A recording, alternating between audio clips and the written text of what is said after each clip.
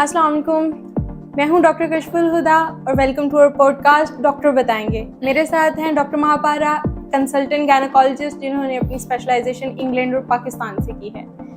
हम स्टार्ट करेंगे बहुत बेसिक सवालों से जो कि आप जानना चाहेंगे। अस्सलाम वालेकुम मैम, आप अपने बारे में हमारे नाजरीन को बताइए। मैं डॉक्टर महापारा हूँ, कंसल्टेंट गायनेकोलॉजिस्ट। मैंने MBBS Bolan medical college Quetta से किए हैं, specialization FCPS gynae Lahore general hospital से और MRCOG इंग्लैंड से। मैडम, माहवारी, मेंस्ट्रुएशन या पीरियड्स, इसमें बेतरतीबी का क्या मतलब है?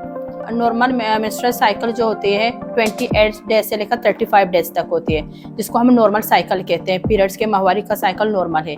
अगर 28 डेज से पहले है, 21 डेज की साइकिल है, 15 डेज की साइकिल है, इसको हम एबनॉर्मल कहते हैं। अगर 35 डेज से प्रोलॉन्ग हो गई, मतलब 40 डेज पे जाके पीरियड आए या 45 डेज पे आए, तो ये भी चीज़ एबनॉर्मल है। मैडम, ये बेतरतीबी किस हद तक खतरनाक है? अगर माहवारी पहले महीने में 28 डेज से पहले आए या 35 डेज के बाद, कोई मसले की बात नहीं है। अगर दूसरे महीने में दोबारा यही मसला है कि वो 28 डेज से पहले हो या 35 डेज के बाद, फिर भी कोई मसले की बात नहीं है। अगर तीसरे महीने में लगातार 3 महीने तक माहवारी सही नहीं आए, टाइम से पहले आ रहे हैं 28 डेज से पहले 35 डेज के बाद, तो फिर मसले की बात है। यानी कि आपके कहने का मतलब है कि अगर पहले महीने में टाइम से पहले पीरियड्स आ गए हैं तो भी इतने मसले की बात नहीं है, दूसरे महीने में भी टाइम से पहले आ गए हैं तो भी इतने मसले की बात नहीं, लेकिन अगर तीसरी दफ़ा पे वो अपने टाइम से वक्त से पहले आ रहे हैं तो फिर ख़वातीन को डॉक्टर के पास जाना चाहिए। जी मैम, किस उम्र में ख़वातीन अगर प्रेग्नेंट हो तो मसाइल ज़्यादा पेश आते हैं? अगर ख़वातीन 35 एज से अबव है तो इस दौरान अगर प्रेग्नेंट हो, इसमें मसाइल ज़्यादा पेश आते हैं। 35 साल की उम्र से 35 साल अगर ज़्यादा हो जाए तो मसाइल पेश आते हैं। मैडम, ये जो मसाइल हैं जो प्रेगनेंसी के दौरान हो रहे हैं, क्या ये सिर्फ बड़ी उम्र की औरतों के साथ हैं या कम उम्र औरतों में भी हैं? ये जो प्रेगनेंसी रिलेटेड प्रॉब्लम्स है, मसाइल है, ये बड़ी उम्र औरतों में होती है और छोटी उम्र में भी, ये दोनों में होते हैं। लेकिन ये है कि बड़ी एज में, जो एज 35 से अबव है, उसमें जो जैसे कि कुछ एनोमलीज होते हैं। एक जो है हम जिसको डाउन सिंड्रोम कहते हैं, अगर एज 35 से ज़्यादा है तो उसमें ये जो होता है कि बच्चा जो होता है जहनी माजूर होती है, जिसको हम डाउन सिंड्रोम कहते हैं। ये जो होता है कि एज अगर ज़्यादा है ख़वातीन में, उसमें ज़्यादा होती है एज़ कम्पेयर टू जो छोटी उम्र में। दूसरी जो है कि बच्चा ज़ाया होने का चांस बड़ी एज में ज़्यादा होती है एज़ कम्पेयर टू जो छोटी उम्र में। छोटी उम्र में ये मसाइल होते हैं कि वक्त से पहले डिलीवरी होना, और दूसरा जो होता है कि बच्चे का वज़न कम होना। तो अभी जो वक्त से पहले बच्चे का पैदा होना और वज़न के कम होने की वजह से मुख्तलिफ बीमारियां बच्चे में आ सकते हैं। जिस तरह के बच्चे के फेफड़े मजबूत नहीं होते और बच्चे बार बार जिसकी वजह से हॉस्पिटल में दाखिल होते हैं। मैम, आपने कहा कम उम्र से आपका क्या मुराद है? कम उम्र का मतलब ये है कि 19 साल से कम, जब लड़कियों की शादी होती है 19 साल से कम, तो हम इसको यानी कि यंग एज कहते हैं। मैडम, क्या पपीता खाने से हमल ज़ाया हो सकता है? ये एक मिसकंसेप्शन है, गलत फहमी है लोगों की कि पपीता खाने से बच्चा ज़ाया होता है। लेकिन इसमें यह है कि अगर अनराइप, जिस तरह के पपीता खाते हैं, कच्चे खाते हैं, इसमें एक चीज़ मौजूद होता है जिसको हम लेटेक्स कहते हैं। ये जाके यूट्रस की कंट्रैक्शन करते हैं, यूट्रस की कंट्रैक्शन की वजह से बच्चा वक्त से पहले पैदा होता है। लेकिन अगर राइप पपीता खाते हैं, इसके बेनिफिट्स बहुत ज़्यादा है हामला औरत और बच्चे दोनों पे, क्योंकि इसमें यह तो होता है कि एक तो प्लेटलेट भी ज़्यादा होते हैं, दूसरा इसमें फाइबर है। फाइबर जो होता है कॉन्स्टिपेशन को प्रिवेंट करती है। फिर जो हामला औरत को ज़्यादातर कॉन्स्टिपेशन रहती है प्रेगनेंसी के दौरान, ये कब्ज़ भी नहीं रहते। दूसरा खून और आयरन भी ज़्यादा बढ़ना शुरू होते हैं। प्लेटलेट की जो हामला औरत को ज़्यादा कमी होती है, वो भी प्लेटलेट इससे इम्प्रूव होती है। यानी कि आपके कहने का मतलब है कि अगर कच्चा पपीता खाया जाए तो उससे बच्चादानी जो है उसकी कॉन्ट्रैक्शंस होंगी, हाँ, जिसकी वजह से हमल ज़ाया हो सकता है। लेकिन अगर हम पक्का पपीता खाएं तो उसमें जो फाइबर है उसकी वजह से जो हामला खातून हैं उनको कॉन्स्टिपेशन नहीं होगा, उनको कब्ज़ नहीं होगा और उनको आयरन भी मिलेगा, जो कि बच्चे के लिए बहुत फ़ायदेमंद रहेगा। हाँ। तो जो हामला ख़वातीन हैं वो ये याद रखें, पक्का पपीता खाएं, कच्चा ना खाएं। मैडम, ख़वातीन जो होती हैं वो बहुत खौफ खाती हैं कि अल्ट्रासाउंड नहीं करवाना चाहिए हमल के दौरान में, क्या इसमें कोई सच्चाई है? नहीं, इसमें अल्ट्रासाउंड के कोई नुकसान नहीं है हामिला औरत पे और ना बच्चे पे, क्योंकि अल्ट्रासाउंड के रेडिएशन ना होने के बराबर है। तो लेकिन गैर ज़रूरी अल्ट्रासाउंड नहीं करनी चाहिए, क्योंकि अगर एक प्रेगनेंसी हेल्दी प्रेगनेंसी है, ना कोई उसमें पहले मिसकैरेज वगैरह कुछ भी नहीं है, थ्रेटेंड नहीं है, उसमें 2 अल्ट्रासाउंड इनफ है, जो हम एडवाइस करते हैं कि फर्स्ट ट्राइमेस्टर बुकिंग में करें, जिसको हम डेटिंग स्कैन कहते हैं। दूसरा जो होता है कि मिड ट्राइमेस्टर में एनोमली स्कैन होते हैं, जिसमें बच्चे के पैदाइशी नुक्स वगैरह देखते हैं, वो 2 अल्ट्रासाउंड इनफ है। तो मैम आपके कहने का मतलब है कि अगर एक हेल्दी प्रेगनेंसी है तो उसमें 2 अल्ट्रासाउंड काफ़ी हैं, एक पहले 3 महीने में करवाया जाए और एक आखिरी 6 महीने में करवाया जाए।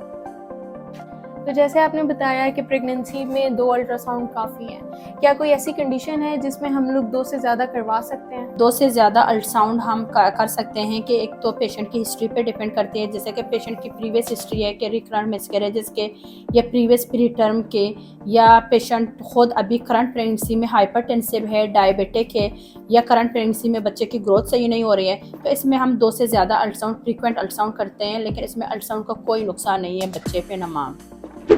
मैम अगर किसी के प्रेगनेंसी में बार बार बच्चे ज़ाया हो रहे हैं तो इसकी क्या वजह है?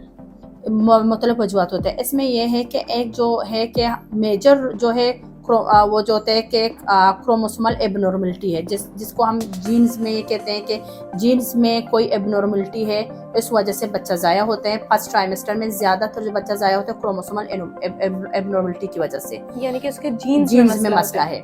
दूसरी जो है कि बच्चेदानी जो होती है, जो पैदाइशी सही नहीं बनते हैं, मुख्तलिफ जो जैसे कि हम डायडल्फिस यूट्रस या बाइकोरल यूट्रस की सही तरीके से स्ट्रक्चर सही नहीं बनती है, तो इसमें फिर रिकरेंट मिसकैरेजेस होते हैं। तीसरी जो वजह ये होते हैं कि ब्लड में जो ब्लड थिक होती है, जिसमें क्लॉट्स बनते हैं, जिसको हम कहते हैं कि बच्चे को फिर अच्छी तरह ब्लड सप्लाई नहीं मिलती, जिसको हम एपीएलएस एंटीफॉस्फोलिपिड सिंड्रोम कहते हैं। इस वजह से भी बच्चा बार बार फर्स्ट ट्राइमेस्टर में पहले 3 महीने में, लास्ट 6 महीने में बच्चा ज़ाया होते हैं। दूसरे जो होते हैं शुगर की वजह, अगर शुगर अनकंट्रोल है या थायराइड का मसला है, ब्लड प्रेशर अनकंट्रोल है प्रेगनेंसी के दौरान, प्रेगनेंसी से पहले, ये जो सारे वजूहत है जिसकी वजह से बार बार बच्चा ज़ाया होते हैं। मैडम अगर किसी का बच्चा बार बार ज़ाया हो तो उसको क्या टेस्ट करवाना चाहिए? एक तो है कि हम पहले कहते हैं कि अल्ट्रासाउंड करें, उसमें बच्चेदानी का शेप देखें, स्ट्रक्चर बच्चेदानी की किस तरह बनी है, बच्चेदानी का जो स्ट्रक्चर है वो नॉर्मल है, एक तो अल्ट्रासाउंड है। दूसरी जो है ब्लड के टेस्ट हम कुछ करवाते हैं। तीसरी जो है कि हम शुगर का टेस्ट भी कर लेते हैं, थायराइड का टेस्ट करते हैं, और दूसरा जो तेली वाले सिस्ट बनते हैं, तेलियाँ बनते हैं बच्चेदानी में, उसमें जो हार्मोनल कुछ टेस्ट होते हैं वो हार्मोनल हम टेस्ट करते हैं। ठीक। मैडम फोलिक एसिड और आयरन की गोलियां ये प्रेगनेंसी में खानी चाहिए? हाँ जी, ये प्रेगनेंसी के पहले 3 महीने में ये फोलिक एसिड की गोलियां खानी चाहिए, क्योंकि इसमें ये होता है कि न्यूरल ट्यूब जो है फोलिक एसिड की डिफिशिएंसी से न्यूरल ट्यूब सही नहीं बनते हैं, जिसकी वजह से स्पाइनल कार्ड जो होते हैं, रीढ़ की हड्डी बच्चे का और ब्रेन, उसमें एनोमलीज आती हैं, जिसके स्पाइना बायोपीडिया होते हैं, एनएन के पहले बच्चे का सर सही नहीं बनता है। ये फोलिक एसिड की डिफिशिएंसी से होते हैं, जो हामिला औरत पहले 3 महीने में नहीं खाते हैं, जिसमें फोलिक एसिड की डिफिशिएंसी होती है। तो मैम ये सिर्फ प्रेगनेंसी के दौरान खा सकते हैं या इससे पहले भी हम खाना ही है? कुछ कंडीशन ऐसे हैं कि जो हम पेशेंट को रिकमेंड करते हैं कि प्रेगनेंसी से पहले 3 महीने खाएं और प्रेगनेंसी में थ्रू आउट खाएं फोलिक एसिड। जिस तरह की कुछ खून की बीमारियां हैं, थैलेसीमिया ये कॉमन डिजीज़ है, सिकल सेल डिजीज़ ये भी खून की बीमारी है, शुगर के मरीज़ होते हैं टाइप, जैसे पहले उनको शुगर है उन कंडीशन में, और एपिलेप्सी के पेशेंट होते हैं जिसको पहले शुरू से झटके वगैरह जो लगते हैं, उस कंडीशन में पहले 3 महीने भी खानी चाहिए और प्रेगनेंसी में थ्रू आउट खानी चाहिए। यानी कि जो हमारे पास शुगर के, थैलेसीमिया के, मिर्गी के ये पेशेंट्स हैं, इनको प्रेगनेंसी से पहले और प्रेगनेंसी के पहले 3 महीने लगातार फोलिक एसिड खाना चाहिए। मैडम क्या प्रेगनेंसी में चाय और कॉफ़ी मुकम्मल तौर पर मना है?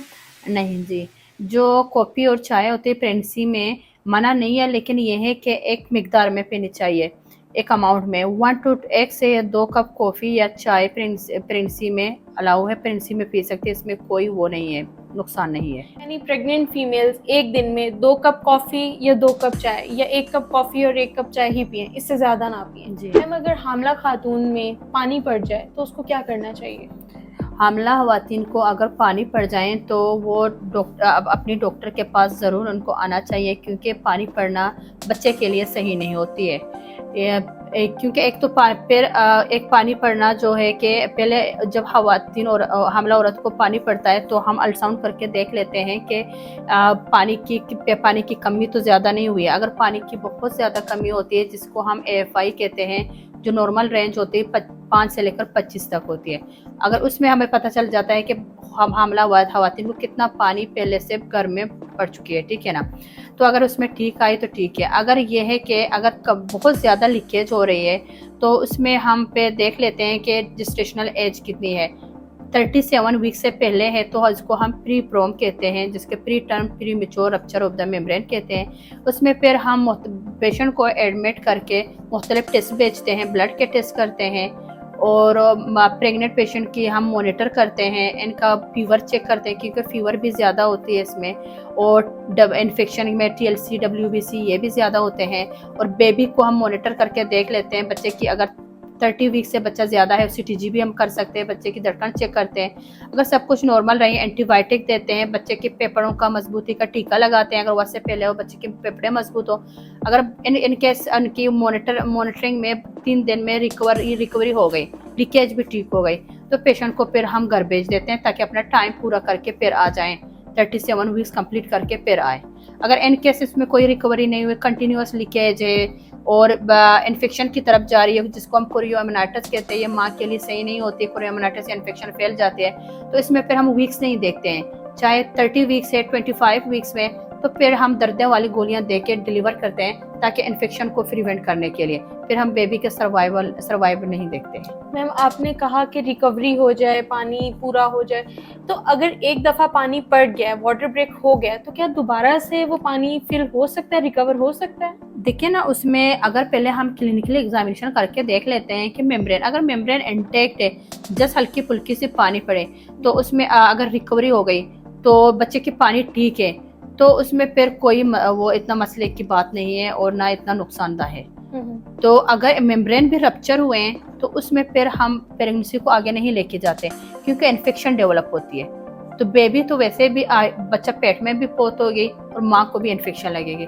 इनकेस अगर मेम्ब्रेन रप्चर है, मेम्ब्रेन पड़ चुके, उस कंडीशन में प्रेगनेंसी को हम 1 दिन के लिए आगे नहीं लेके जाते, उसी टाइम हम टर्मिनेट करते हैं। अगर हमारी मेम्ब्रेन इंटैक्ट हो, यानी कि झिल्ली जो है हाँ। वो हमारी ठीक हो, वो फटी हुई ना हो, हाँ, तो हम लोग उसको रिकवर कर सकते हैं। लेकिन अगर हमारी झिल्ली फट जाए एकदम हाँ। से, तो फिर हम प्रेगनेंसी को 1 भी दिन आगे नहीं लेके जा सकते, फौरन ही हम लोग डिलीवरी की तरफ जाते हैं।